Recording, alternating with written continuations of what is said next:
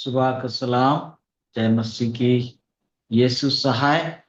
मैं दिल से स्वागत करता हूं सारे भाई बहनों का, परिवार और प्रियजनों का, जो जूम परिवार में आज की सुबह जुड़े हुए हैं और जो इस प्रोग्राम को रिकॉर्डेड देखने वाले हैं।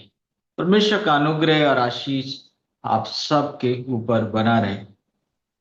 1 घंटा प्रभु के चरणों में, उस सामर्थी परमेश्वर के चरणों में हम बैठते हैं, वचन का अध्ययन करते हैं, आपस में सहभागिता करते हैं, एक दूसरे के लिए प्रार्थना करते हैं, एक दूसरे से सीखते हैं।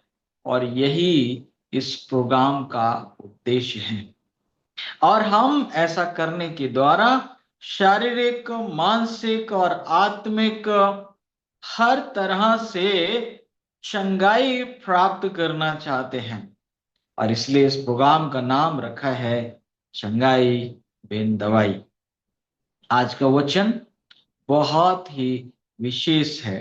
कल जो हमने सीखा था, वाचा का दोहराया जाना, उसी को और अधिक स्पष्ट किया गया है। आज बताया गया है कि तुम अपने लिए कोई मूर्ति मत बना लेना।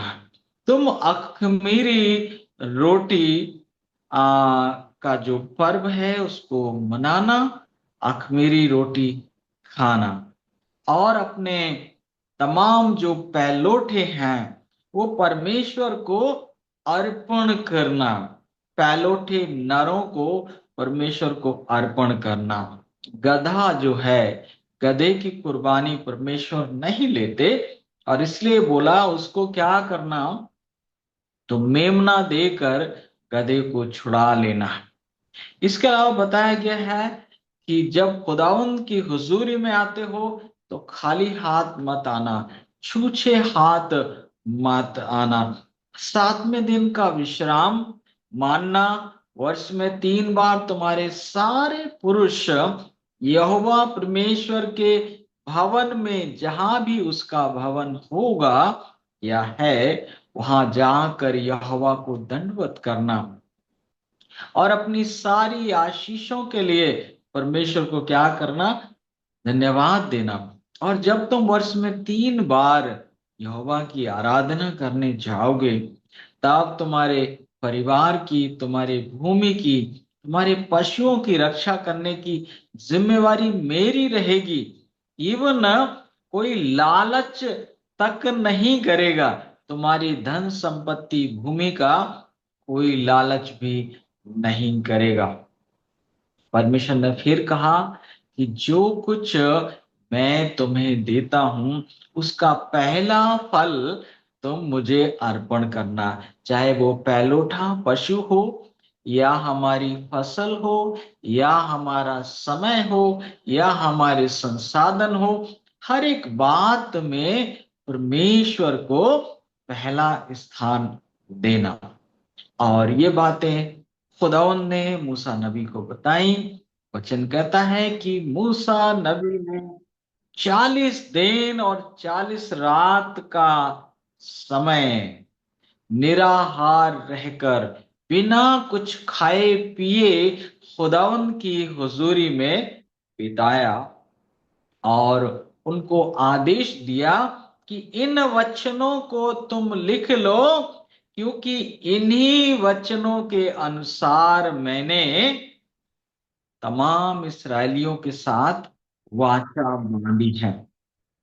मेरे प्रियो, आज का संदेश हम समझना चाहते हैं। क्या उद्देश्य है इन तमाम बातों को कहने के द्वारा? परमेश्वर क्या कहना चाहते हैं?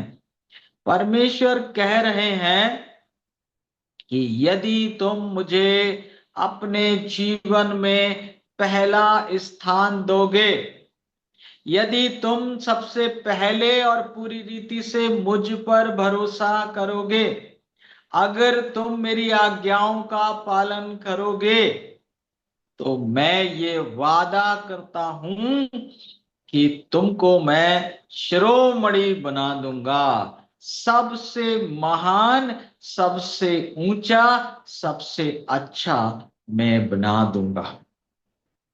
परमेश्वर को पहला स्थान देना। वाचा में परमेश्वर हमसे क्या चाहते हैं? परमेश्वर चाहते हैं कि देखो हे इस्राएल, तुम हालांकि बहुत बिखरे हुए थे, तुम्हारा मूल पिता अब्राहम जो है वो तो निर्वंश था, लेकिन मैंने तुमको चुना, मैंने तुम्हारी रक्षा की, मैंने तुम्हें बचाया और मैंने तुम्हें बढ़ाया, मैंने अपना चित्त तुम्ही पर लगाया है। तो जब मैंने अपना सब कुछ तुम्हारे लिए किया है, तो तुम्हें क्या करना है? संपूर्ण रीति से मेरे ऊपर भरोसा करना है। जब हम परमेश्वर को पहला स्थान देते हैं तो हम परमेश्वर पर संपूर्ण रीति से भरोसा करते हैं। जब हम कहीं घर से निकलने से पहले प्रार्थना करते हैं तो हम संपूर्ण रीति से परमेश्वर के ऊपर भरोसा करते हैं, विश्वास करते हैं। जब हम वफादारी के साथ अपने चंदे दहेकी, अपनी फसल के पहले फल खुदावंद को अर्पण करते हैं, तो हम परमेश्वर के ऊपर अपना अटूट विश्वास और भरोसे को दिखाते हैं। जब हम अपनी कमाई का पहला फल खुदावंद को देते हैं, जब हम अपने पेड़ों के, अपने फसलों का पहला फल खुदावंद को देते हैं, अपने समय का सुबह का पहला घंटा जब हम खुदा को देते हैं, मेरे प्रियो, तो परमेश्वर को हमारे हृदय में, हमारे जीवन में पहला स्थान प्राप्त हो जाता है। और जब पहला स्थान प्राप्त हो जाता है, मेरे प्रियो, जब आप परमेश्वर को पहला स्थान दे देते हैं, तो फिर आप दुनिया में अंतिम पंक्ति में नहीं रहेंगे। परमेश्वर का ऐसा वादा है, परमेश्वर आज भी करते हैं।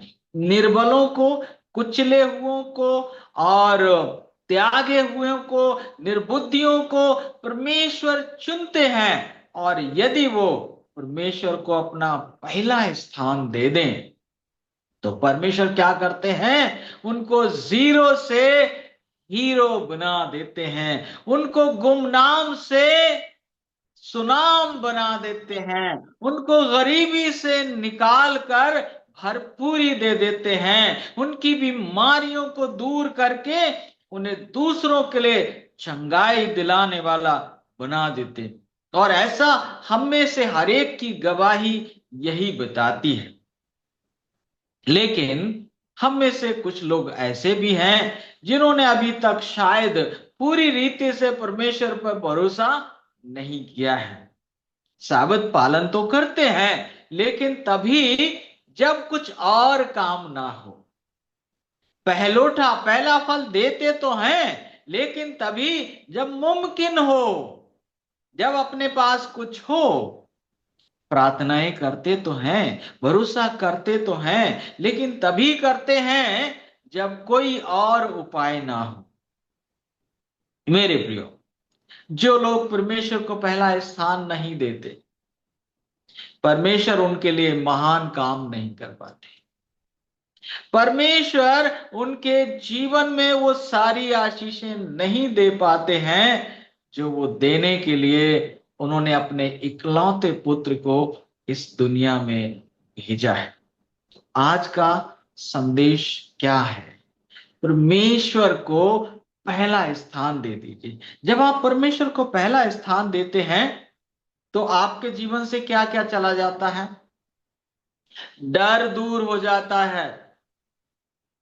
सबसे बड़ी बीमारी का नाम है डर, और इसलिए बाइबल 365 बार कहती है, मत डर, मत डर, मत डर, मत डर।